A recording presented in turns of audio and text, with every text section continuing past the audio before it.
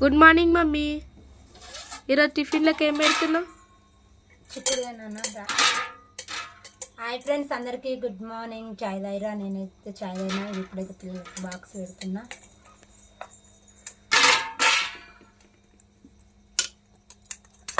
మాదైతే కూర నిన్న చెప్తున్నా కదా, బొబ్బల కూర అని.